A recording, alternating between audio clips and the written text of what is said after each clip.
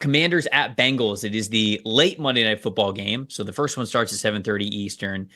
This one starts at 8:15 Eastern. So staggering a little bit there. Both these games better somehow not be like at halftime at the same time, or I'm going to be mad. What's your matchup that matters here for this game? Trey Hendrickson specifically, because I want to give this man shine whenever I can, given the fact he is not talked about enough when we talk about elite pass rushers. Versus the Washington O-line, who pass blocking grade 16th, run blocking grade 18th.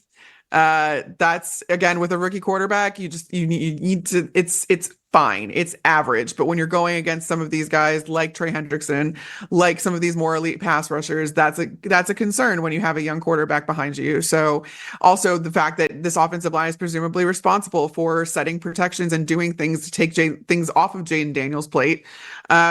With the way that Lou Anarumo loves to kind of mix and match certain things along that defensive front in the front seven in general. Trey Hendrickson is going to be given as many good matchups and exploit as many matchups as he possibly can. So look out for him. He is leading the Bengals right now in pressures with 12.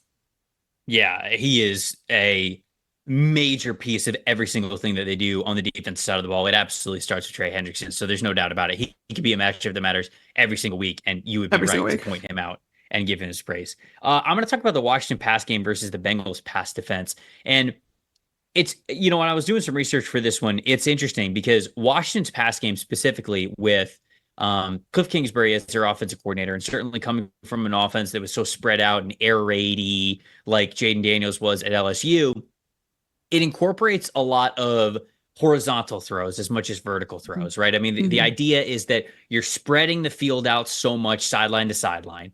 And if you run a lot of wide receiver screens and throws to the flat and things like that, then you are forcing the defense to just by nature almost just think that, okay, I've got to just like move close to the line of scrimmage. We've got to move close to the line of scrimmage. We've got to rally and tackle. And boom, that's when you hit them over the top. Once they start creeping a little bit closer, pre-snap, that's when you hit them over the top. So I understand what they're going for, but Washington's pass game, third most passes behind the line of scrimmage so far this year. They have 20.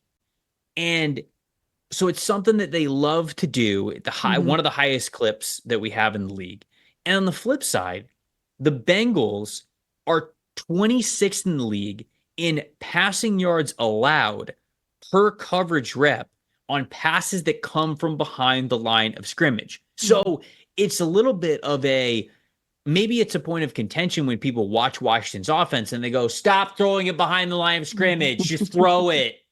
Don't stop with the short stuff. But actually against the Bengals, it could play very well into their hands if the Bengals can't come up and rally and tackle. So it's an area that clearly the Commanders want to go for in their passing game. And it's actually a pretty good matchup that they have a chance to lean into. So I think that one matters because if you can complete those easier passes at a successful rate the way that they are, well, then you really start to open some stuff up over the top, and we'll see if Washington can get to that in a way that they really have not been able to yet so far this season. Last plus factor of the day, who you got for this matchup? Well, it's interesting. That rolls right into the fact that the Bengals defense, and specifically their pass defense, has allowed the second fewest yards passing and only one completion over 20 yards, which is tied for first.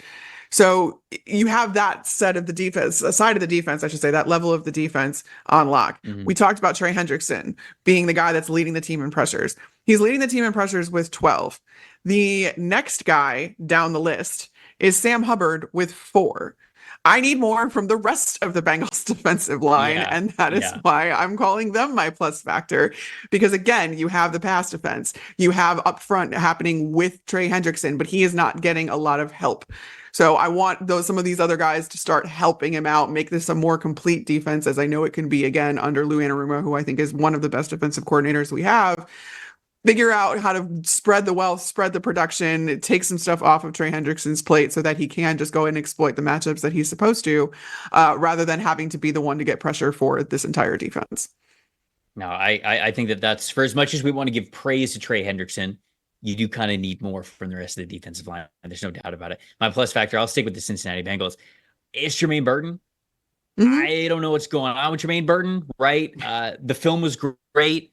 He ends up getting drafted later than he probably should have, that his talent, says that he should have, but there were whispers like, okay, is he tough to deal with? Is he a headache in the locker room? Some people have talked about that since he's been in Cincinnati. Look, they got figured out. I don't know how they're going to figure it out, but they need to figure it out. I saw that T. Higgins was back in practice, so obviously that's a big Yes. deal. But you look at Burton, he's only played 10 receiving snaps, and yet he's third on the team in total receiving yards because he's got that Yeah. one catch for 47 yards. Burton comes in the game, gives them an explosive, and then boom, he's out of the game. That's it. I don't know if he's in the doghouse or what's going on here, but the idea of having Burton, T. Higgins, Jamar Chase on the field at the same time, that's the vision of Right. what could be for this offense. And to me, figuring out whether it's Jermaine Burton side of things, whether it's coaching staff side of things, whatever, figuring out how to get him on the field more and in sync with this offense is the big time plus factor for me, for not just the Bengals this week, but also for maybe the entire season, even when they get T back, because of how explosive that this offense can be.